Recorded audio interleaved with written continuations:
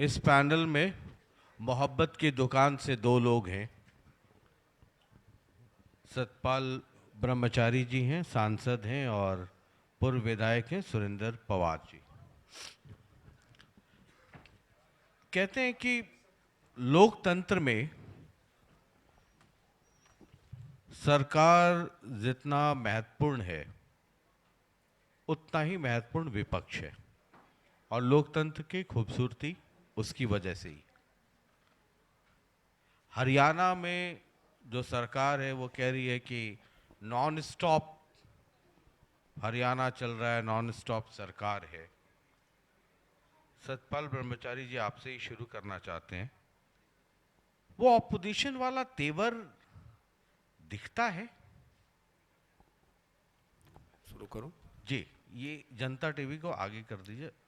ये हाँ हाँ, जी जी जी, ठीक है। सबसे पहले मैं जनता टीवी का आभार व्यक्त करना चाहता हूं कि आपने सोनीपत में आज ये शुरुआत की, संवाद की।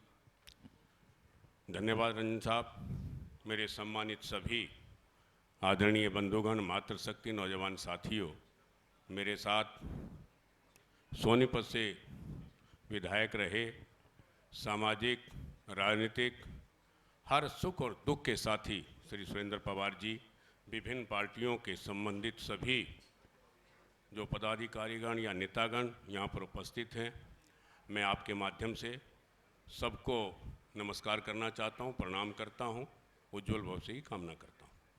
साथ में आपने विपक्ष के बारे में पूछा। आज जो विपक्ष है, जो विपक्ष की भूमिका होनी चाहिए, आपने लोकसभा के माध्यम से आप हमेशा सुनते हैं, आप समाज के दर्पण हैं। जो विपक्ष कर सकता है वो पूरी तरह से, पूरी निष्ठा के साथ हमारे विपक्ष के साथियों ने सबसे अच्छी बात जो कह सकते थे पूरी मेहनत से की है। मैं सोनीपत से आता हूँ, आपके द्वारा चयनित। मैंने सोनीपत के बारे में जो मैं और कह ऑडियंस से एक बार गुजारिश है कि थोड़ी धीमी आवाज में, थोड़ा शांत होकर के मंच को सुने, है ना। आपकी आवाज हम तक पहुंच रही है जी। मैं सोनीपत से आपने चुनकर भेजा हूँ। सोनीपत की जो समस्याएं हैं, मैंने निरंतर, आप लोकसभा की कार्रवाई देख सकते हैं, जो प्रश्न लगा है, जो लगा सकता था, मैंने अपनी पूरी निष्ठा के साथ उस पर काम किया है। मेरे विपक्ष के साथी अगर साथ में होते तो अच्छा लगता। अभी मैं हमारे कांग्रेस के जिला अध्यक्ष कमल दीवान जी और इस शहर के प्रथम नागरिक श्री राजीव जैन जी को सुन रहा था, और हमारे एक साथी जो हमारे नागरिक हैं उनके मुखारविंद से। अच्छी बात है, सोनीपत में विकास होना चाहिए। हर व्यक्ति, हर राजनीतिक व्यक्ति कोशिश करता है कि अपने समय में मैं अच्छा करूं। रही बात सोनीपत के बारे में, मैं एजुकेशन के बारे में दो बात करना मैं आ चाहता हूं। जाऊंगा उस पे, लेकिन आप दोनों से, जो ऑपोजिशन का एक तेवर होता है, जो सड़क से संसद तक का जो संघर्ष होता है, कई बार on a very serious note, आयन हरियाणा के परिप्रेक्ष्य में अगर बात करें तो आईएनएलडी जब से दो हिस्से में टूट गई, उसकी ताकत खत्म हुई, तब कांग्रेस की सरकार हुआ करती थी और बीजेपी बहुत प्रभावशाली मतलब उस स्थिति में नहीं थी। जो सड़क पर एक आंदोलन होना चाहिए विभिन्न समस्याओं को लेकर के, जब आप विपक्ष के नेताओं से बात कीजिए तो लगता है कि समस्याओं का अंबार है, लेकिन वो सड़क पे संघर्ष नहीं है। क्या कांग्रेसियों में, क्योंकि एक लंबे समय तक आप सरकार में रहे, वो सड़क पे संघर्ष करने वाला वो खून, वो जज्बा, वो ताकत, वो हिम्मत नहीं है? देखिए, कुछ राजनीतिक समस्याएं होती हैं। कांग्रेस के 37 विधायक, हरियाणा के परिवेश में मैं बात कर रहा हूँ, 37 विधायक हैं। आपने कल भी और परसों भी 3 दिन से हरियाणा विधानसभा का सत्र जो चल रहा है, उसमें कांग्रेस विधायकों के और खास करके हमारे जो सीएलपी लीडर हैं श्री भूपेंद्र हुड्डा जी के बारे में उन्होंने जो कह सकते थे, जो अच्छे से जो काम हो हरियाणा में, चाहे वो शिक्षा से संबंधित है, रोजगार से संबंधित है, भ्रष्टाचार से संबंधित है, अपराध मुक्त हरियाणा से संबंधित है, आप देख रहे हैं कि विपक्ष खूब लड़ाई लड़ता है, चाहे लोकसभा हो चाहे हरियाणा विधानसभा हो। लेकिन दुर्भाग्य की बात है कि जो सरकार में जो लोग हैं वो सुनने की हिम्मत नहीं करते, सुनते हैं तो उस पर कार्रवाई नहीं करते। मैं अपनी बात बताता हूँ, मैंने सोनीपत से जब से मैं आपने चुना तब से मैंने रेल का, जो यहाँ पर रेल नहीं रुकती हैं, 6 बार लोकसभा में उठाया है। आप कार्रवाई निकाल के देख सकते हैं, पूछ सकते हैं कि भाई जो स्पेशल जो तेज़ ट्रेन हैं, तीव्र गति की जो ट्रेनें हैं वो सोनीपत में रुकनी चाहिए।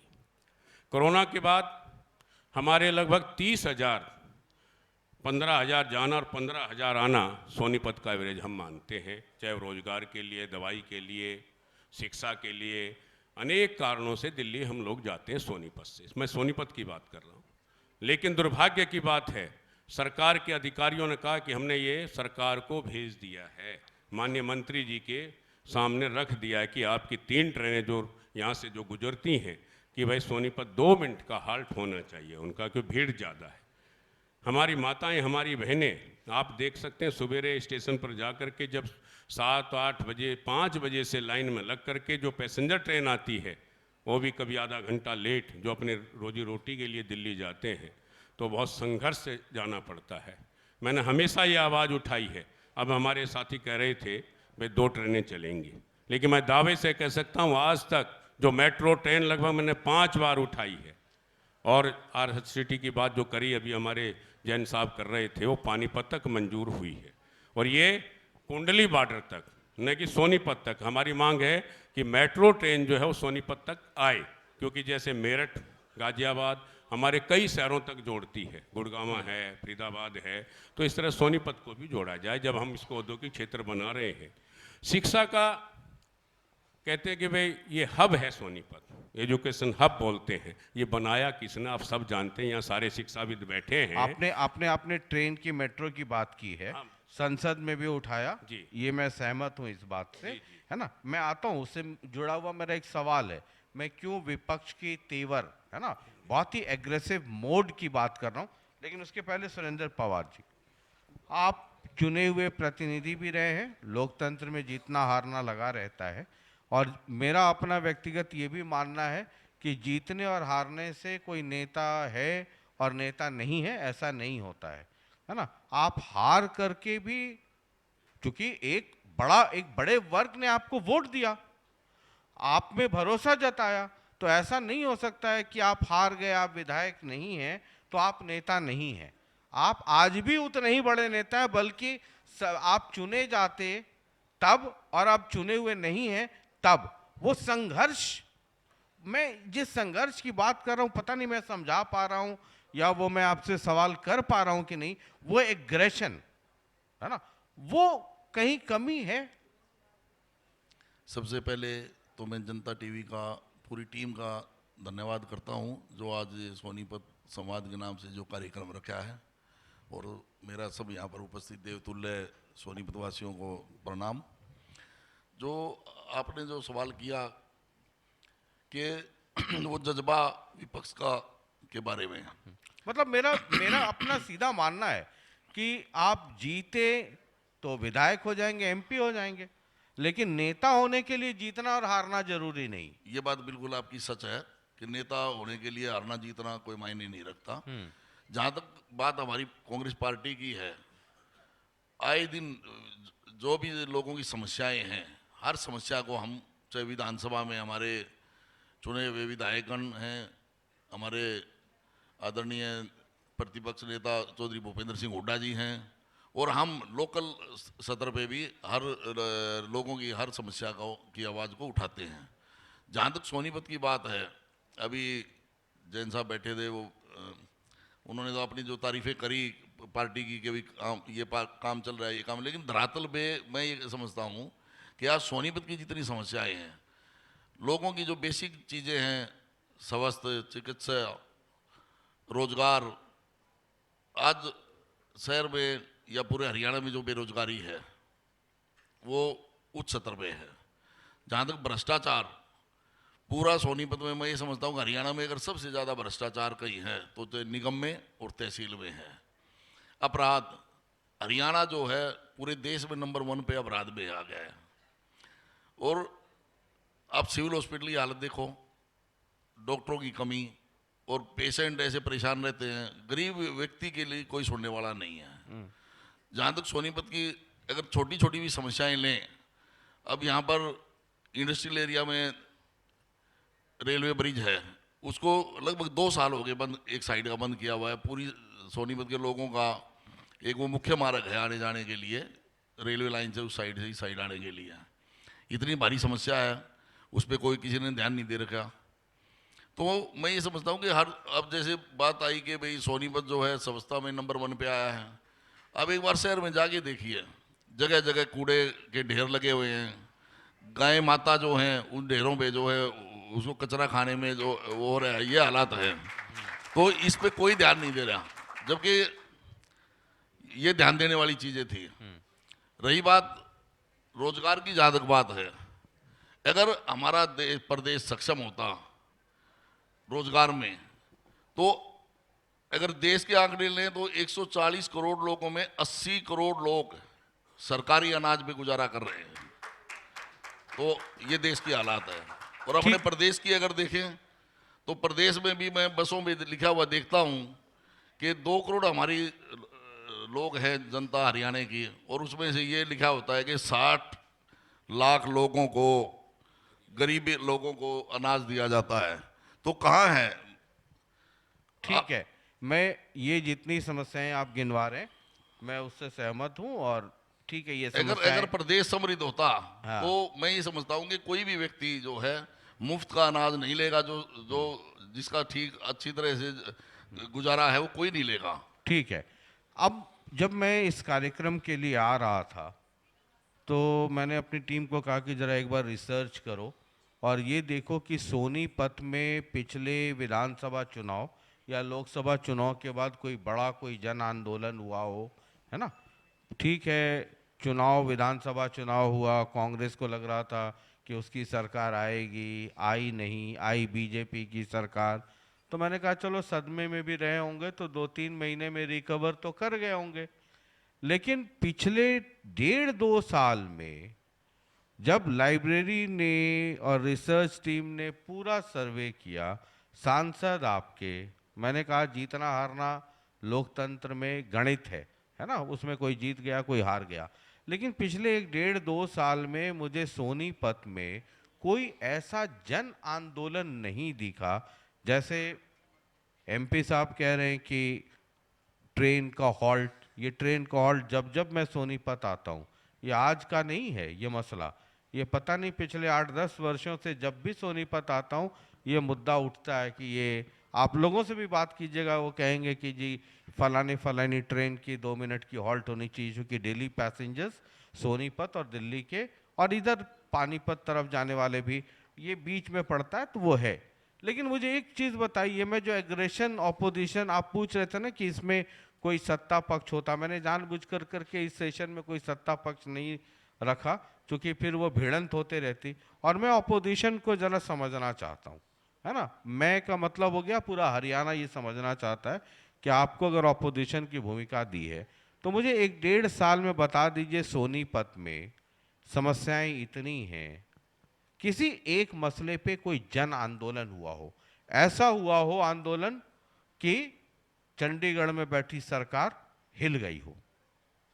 एमपी आपके, और ये इलाका भी वैसे भी कहा जाता है हुड्डा साहब के प्रभाव वाला इलाका, रोहतक, सोनीपत, झज्जर।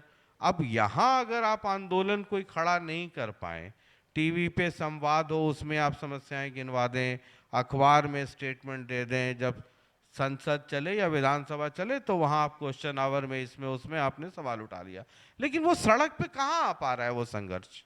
देखिए, हर एक समस्या के लिए जो है प्रदर्शन धरने हम करते हैं, लेकिन दुख की बात यह है कि ना तो मीडिया, प्रिंट मीडिया दिखाता है उस चीज को।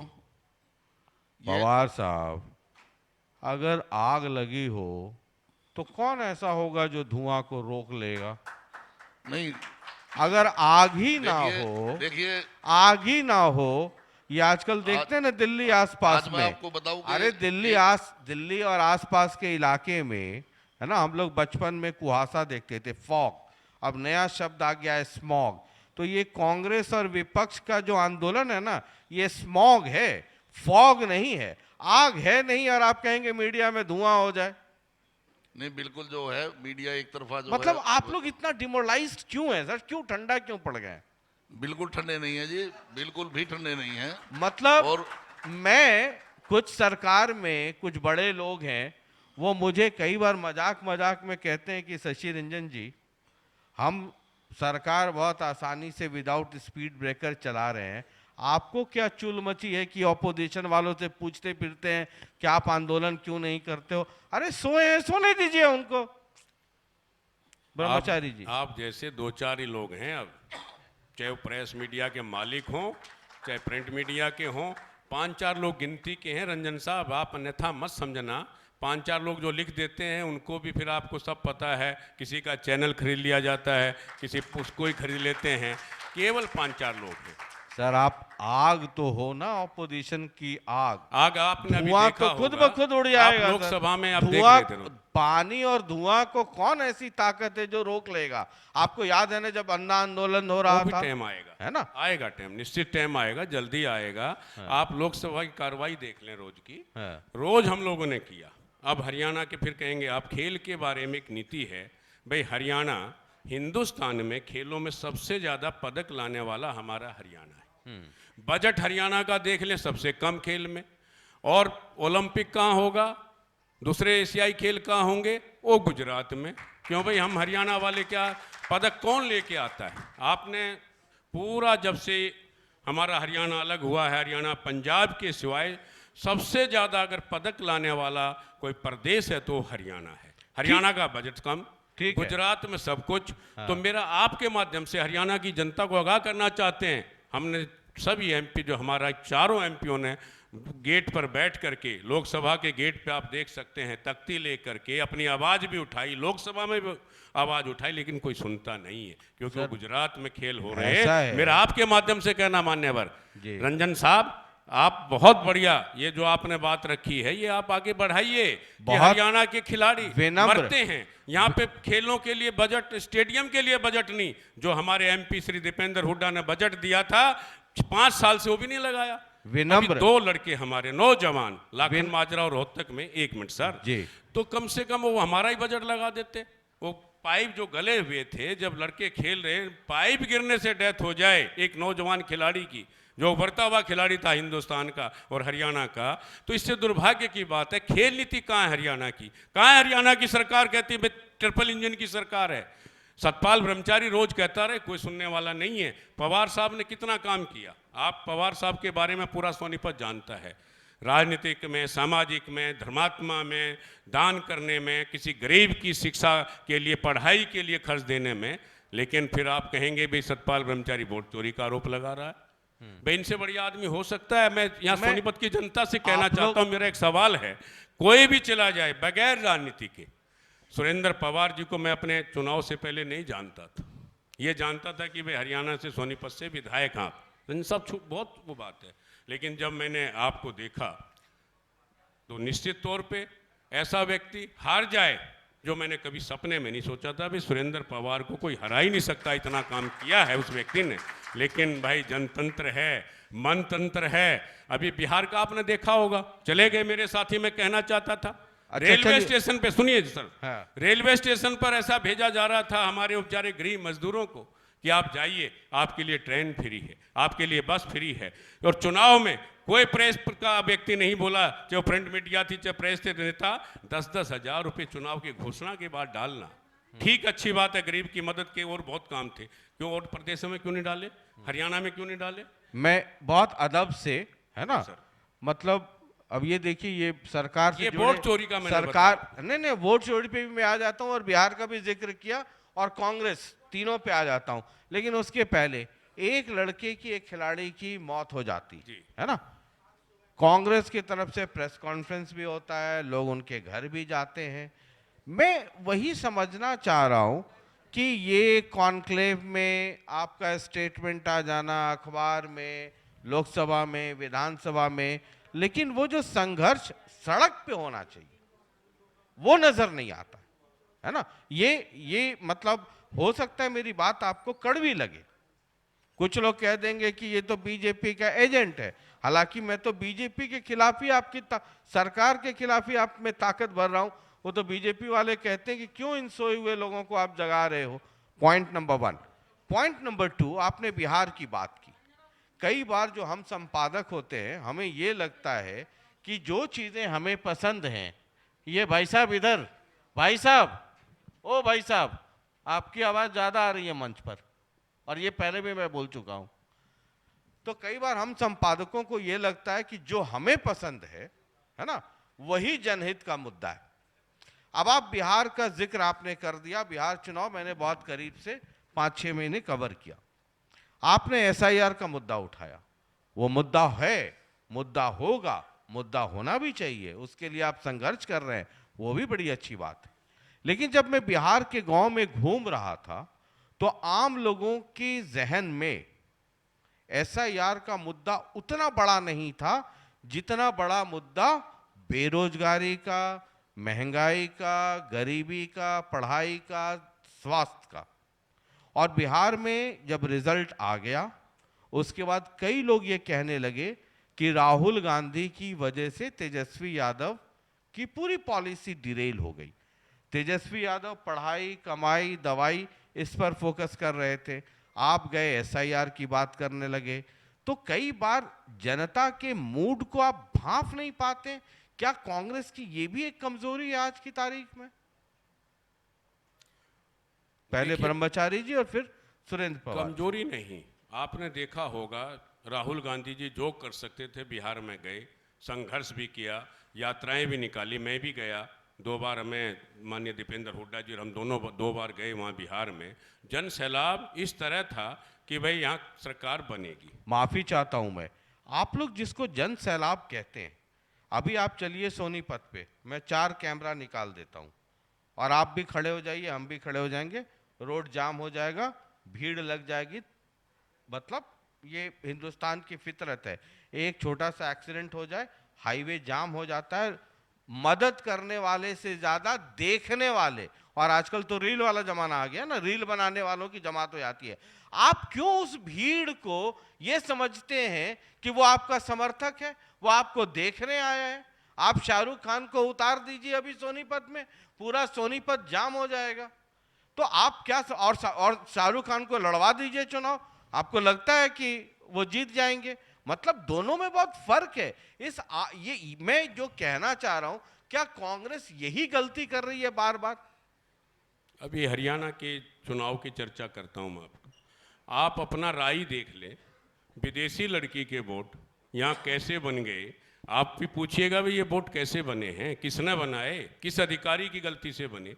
एक एक बाहर विदेश की लड़की 24-25 वोट और कहीं 100 वोट, कहीं 50 वोट जब हिंदुस्तान में बन जाते हैं। और विशेष करके मैं हरियाणा की बात कहता हूँ, सोनीपत की विधानसभाओं में लगभग राई और हमारे 2-3 जो ये इंडस्ट्री एरिया के जो क्षेत्र हैं, यहाँ पर एक एक कमरे में 50-50 वोट बने। वो सही है, एक कमरे में 50। वो चोरी पकड़ी है, वो सही मसला है। मैं कह रहा हूं कि उसके अलावा जो दूसरे मसले हैं उस पर भी फोकस करना चाहिए। अब चलिए मैं आपकी स्वास्थ्य की बात करता हूँ।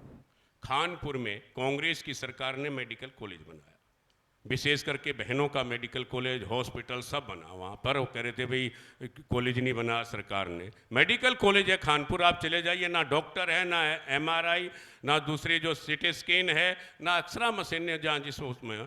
आज लोग वहाँ के ये कहते हैं कि ये तो रेफर सेंटर बन गया है, कोई मरीज को लेके जाओ उसको कह देंगे रोहतक ले जाओ या पीजीआई।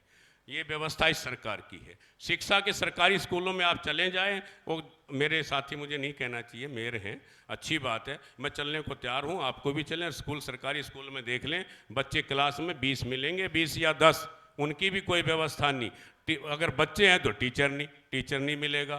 तो ये तो हरियाणा के सरकारी स्कूलों की देन है। रही बात उसकी भाई अपराध की, सबसे ज़्यादा, मैं नहीं कह रहा भारत सरकार के आंकड़े हैं जी, सरकार ने लिख के दिया है, सबसे बेरोजगारी में हरियाणा नंबर 1।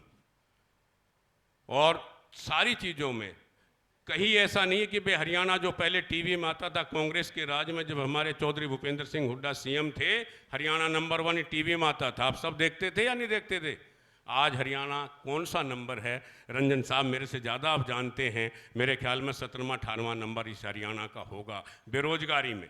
इनका कौशल विकास कोई योजना चली है आजकल रोजगार की, चाहे इंजीनियर हो, चाहे हाई स्कूल का पास हो, चाहे कुछ भी किया हो, 18,000 से ज़्यादा उसमें तनख्वाह नहीं, वो भी कच्ची नौकरी, पक्की नौकरी नहीं है। अभी मेरे साथी कुछ मिले थे यहाँ, बेरोजगार लोग यहाँ बैठे हैं, वो अपनी सामने बैठे लड़के गेट में मिले, मेरा कोई परिचय नहीं था उनसे कि ब्रह्मचारी जी ई और सी का था, हम आए और ई में भर दी, पता नहीं सी में हमारा नंबर ही नहीं है। अब आप उनकी भी बात सुनना, वो बताएंगे भाई नौकरी के बारे में हरियाणा में क्या है। कोई हाथ उठा के बता सकता भाई कोई डायरेक्ट थानेदार लग गया हो या डीएसपी लगा हो? अभी केवल कौशल विकास, कितने दिन का रोजगार, वे उसका भरोसा नहीं, शाम को सस्पेंड वो कर दें, भाई तू आज आया नहीं, लेट हो गया, जा अपने घर। ऐसी तो नौकरी हरियाणा सरकार दे रही है। रही बात, आज आपने कहा भाई कॉलोनियों की बात, अच्छी बात है, विकास होता है, उससे विकास होना भी चाहिए। और मैं तो भाई सोनीपत का विकास होगा तो हम सोचेंगे भाई कुछ न कुछ अच्छा हुआ है और होना भी।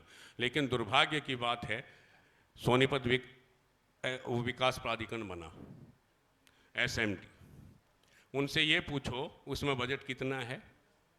कोई पूछता, मैं सरकार का आदमी होता, मैं 2 मीटिंग में गया हूँ, 10 करोड़ रुपया नगर निगम से उसमें आया, जो विकास का, जो ये सोनीपत का खाका तैयार हो रहा है। और वो भी अब दो साल से जी, 3 साल हो गए बने हुए SMD है। 3 साल में एक ईंट लगी हो तो आप अपने शहर में देख लें, भाई कोई बता दे हाथ खड़ा करके कि भाई सोनीपत विकास प्राधिकरण अथॉरिटी ने कोई एक काम किया हो अभी तक। 3 साल हो गए इसको बने हुए। मैं 2 मीटिंग में गया हूँ मान्यवर, मुख्यमंत्री सामने थे, मैंने पूछ लिया, बड़े बड़े IAS ऑफिसर थे, वहाँ 10 करोड़ आपने दिया है, आपका ढांचा वहाँ तैयार नहीं है। अब मुझे पता लगा कि 2-4 अधिकारी अब आए हैं, मुझसे मिले थे एक दिन कि हम ये करने जा रहे हैं। लेकिन दुर्भाग्य की बात है कि एक भी रुपया वो बता दें भाई हमने लगाया कहाँ है, कौन सा काम आज तक किया 3 साल में, उसको देख लें, आपको भी ले चलो। ठीक है, जब मैं कांग्रेस या जो अपोजिशन में जो लोग हैं उनसे जब बात करता हूं तो लगता है कि समस्याओं का अंबार है, और है भी, वास्तविकता भी है, सही भी है। सरकार से बात कीजिए तो लगता है कि सब रामराज आ गया, हम सब स्वर्गवासी हो गए। भगवान ना करे कोई स्वर्ग इतना जल्दी जाए, लेकिन लगता है कि रामराज आ गया है ना। पवार साहब मुझे एक चीज़ बताइए, चूंकि इस पैनल में इंदु राज, वो उनको भालू जी को भी आना था, लेकिन किसी कारण बस थोड़ा लेट हो रहे हैं। मैंने जानबूझ करके कांग्रेस को रखा, एक MP भी, एक MLA भी और एक पूर्व MLA भी, कि जो ऑपोजिशन की गर्मी होनी चाहिए ना, वो मिसिंग है। ऑपोजिशन, आप माने ना माने, ऑपोजिशन की जो ताकत है, जो गर्मी है, जो एग्रेशन है, वो मिसिंग है। अब मैं आप लोगों से बात करके ये समझना चाह रहा हूं, है ना, कि वो वास्तव में मिसिंग है, और अगर मिसिंग है वो गर्मी, वो एग्रेशन, वो ताकत, तो वो क्यों है? क्या इसकी एक वजह ये भी है आपकी सेंट्रल लीडरशिप? जब सेंट्रल लीडरशिप कमजोर होती है तो स्टेट यूनिट्स कमजोर होती। इंदिरा गांधी जब ताकतवर थी तो कांग्रेस अक्रॉस इंडिया ताकतवर थी। आज मोदी स्ट्रांग है तो बीजेपी स्ट्रांग है ना। अब उसका एक उदाहरण समझिए, और कांग्रेस की स्थिति को हरियाणा, जब भी मैं बात कर रहा हूं तो हरियाणा परिप्रेक्ष्य ज्यादा है। चुनाव 1 साल हो गए से ज्यादा हो गया, वक्त 1.5 साल हो गए, लेकिन लीडर ऑफ ऑपोजिशन कौन होगा ये तय करने में आपको 1 साल का वक्त लग गया। अब इसका मनोवैज्ञानिक असर तो कांग्रेस के कार्यकर्ताओं पे पड़ेगा ही पड़ेगा, कांग्रेस के अंदर गुटबाजी बढ़ेगी ही बढ़ेगी। क्या ये भी एक कारण है कि जो टॉप लीडरशिप स्टेट की होती है उसको लगता है कि यार मतलब वहां जाते जाते, दिल्ली जाते जाते कहां क्या हो जाए ना हो जाए, या उगाहपो की स्थिति और कई हिस्सों में बटा होना, कांग्रेस का हरियाणा में कई हिस्सों का बटा होना, ये सरकार को नॉन स्टॉप हरियाणा या नॉन स्टॉप बीजेपी सरकार कहने में सहूलियत, वो रास्ता, स्पीड ब्रेकर सरकार के सामने से आप हटाते हैं। पवार साहब देखिए रंजन साहब, आपने बात की हमारी मैं अच्छा देखिए, मैं लीडरशिप आप की जहाँ दोनों तक बात है। अच्छा मैं आप दोनों की बहुत सारी मतलब जो आप कह नहीं सकते हैं ना, कई बार मेरे जैसा दोस्त रखा कीजिए, जो आप कह नहीं सकते वो मैं कह दूंगा, आप मुस्कुराते रहिएगा, पब्लिक समझ जाएगी कि शशि रंजन जो है ब्रह्मचारी जी की दिल की आवाज, सुरेंद्र पवार जी की दिल की आवाज, वो अंदर वाली बात जो आप नहीं कह पा रहे वो मैं नहीं कह नहीं रहा नहीं, हूँ। बिल्कुल नहीं। हमारी सेंट्रल लीडरशिप जो है बहुत ही मजबूत है। आपने देखा होगा कि माननीय राहुल गांधी जी जो हैं कितनी लोगों की आवाज उठाते हैं। एक साल अगर एलओपी आप तय नहीं कर पाते हैं तो स्टेट में तो उसका असर पड़ेगा ना।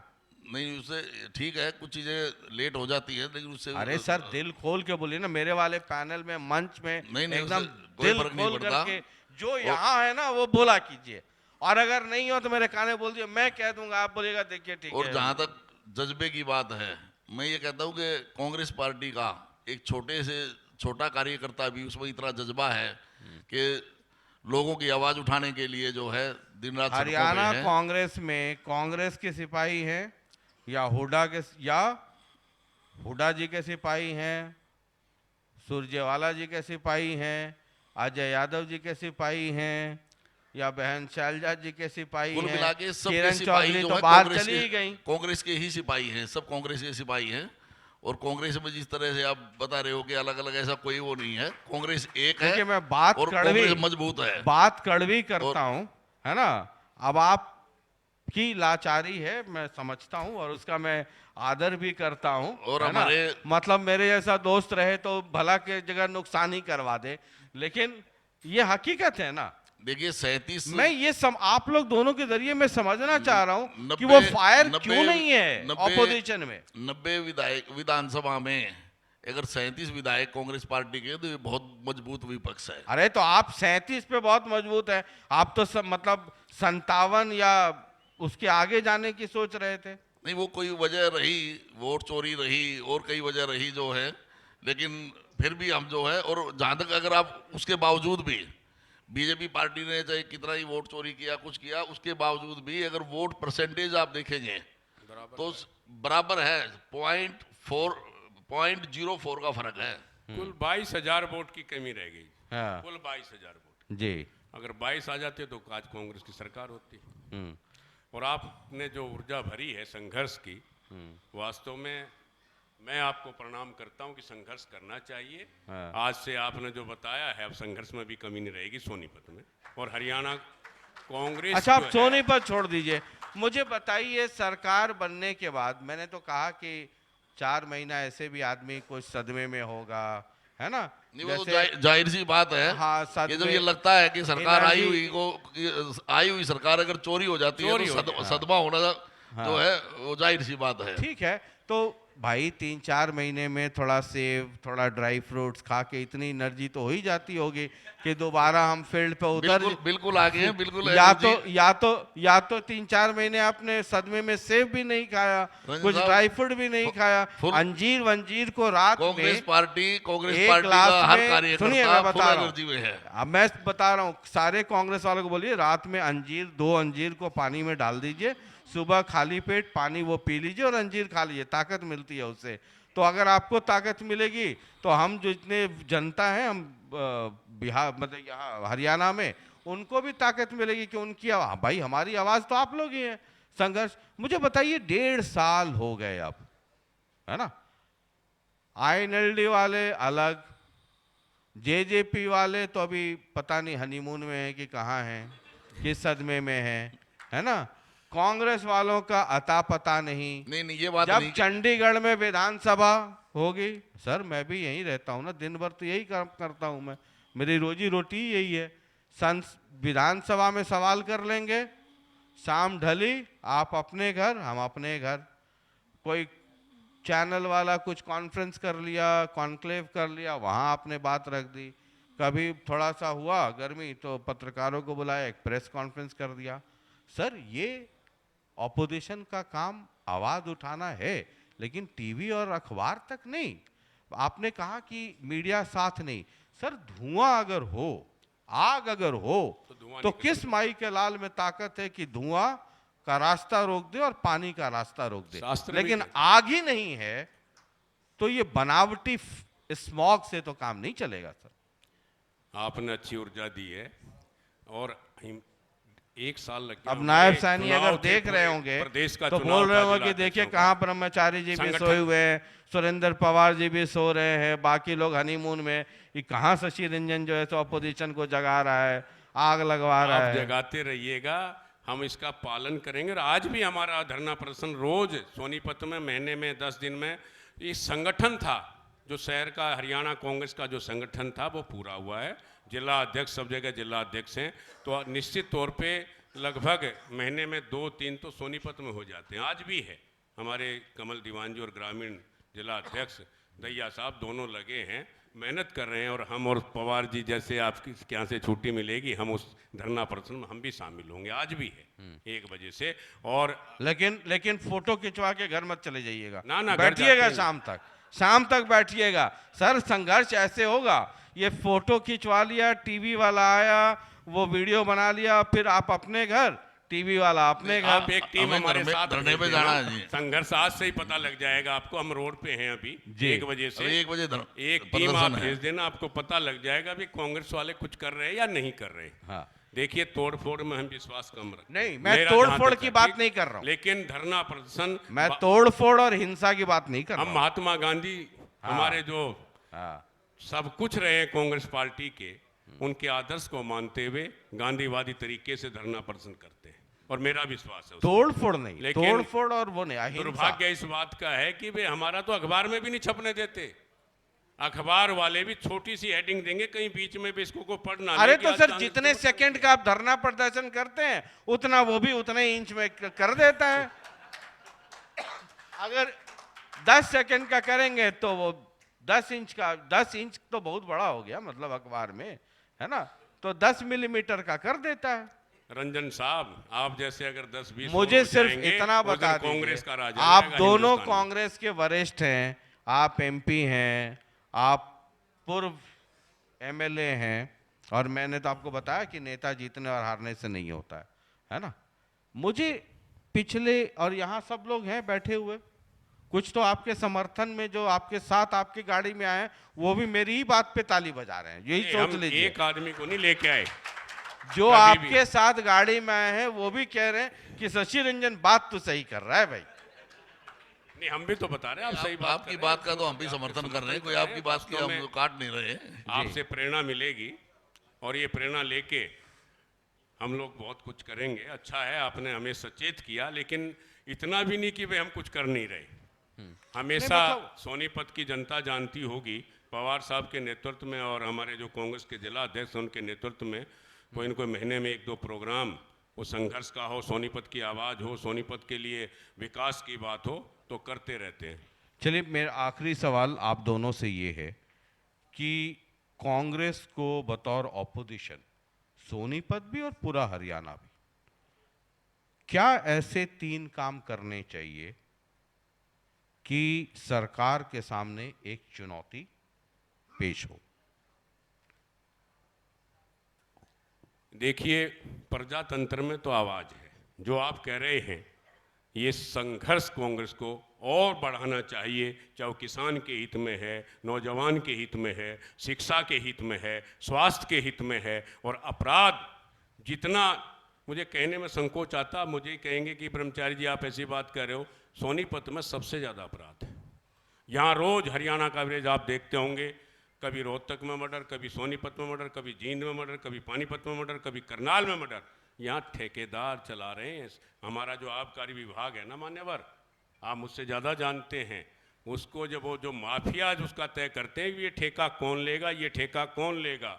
जिस प्रदेश में कानून व्यवस्था धराशायी हो जाए, उस प्रदेश का क्या भविष्य है। ना आप सुरक्षित हैं, ना मैं सुरक्षित हूँ, ना ये व्यापारी बंधु सुरक्षित हैं, नौजवान सुरक्षित है, तो इस प्रदेश का क्या हल होगा। आप कहिए, सोनीपत हरियाणा कहते हैं, हरियाणा बहुत बढ़िया है, सरकार बहुत बढ़िया है। सबसे ज़्यादा भ्रष्टाचार, अपराध अगर हिंदुस्तान में कहीं है तो हरियाणा नंबर 1 है। अगर मैं झूठ बोल रहा हूँ तो भाई मोबाइल पे देख लो आप, सबसे ज़्यादा अपराध और भ्रष्टाचार कहाँ पर है, हरियाणा का नंबर 1 पे आएगा।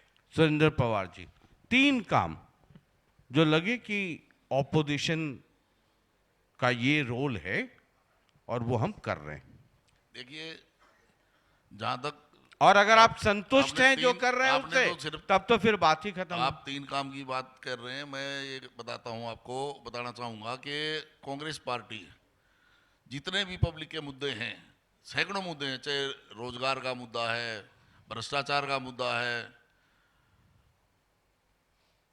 और स्वास्थ्य का मुद्दा है, हर मुद्दे पे जो है कांग्रेस पार्टी बिल्कुल खड़ी है और लोगों के साथ खड़ी है और लगातार खड़ी रहेगी। और जब तक उन समस्याओं का समाधान नहीं होता है, लोगों की आवाज उठाती रहेगी। चलिए, बहुत बहुत शुक्रिया। कुछ बात रूखी कर दी हो तो माफी चाहता हूँ। नहीं, बहुत बहुत धन्यवाद जी आपका। हालांकि और सरकार के लोग कह रहे होंगे कि कहाँ non stop without speed breaker हमारी गाड़ी चल रही है, सब सोए हैं, सोने रहने दीजिए, है ना। और इस तरह, और मैं तो यही कहूंगा कि जल्दी जल्दी आप आते रहिए और ये कार्यक्रम करते रहिए। बहुत बहुत बहुत बहुत धन्यवाद। बहुत बहुत शुक्रिया। Over to you.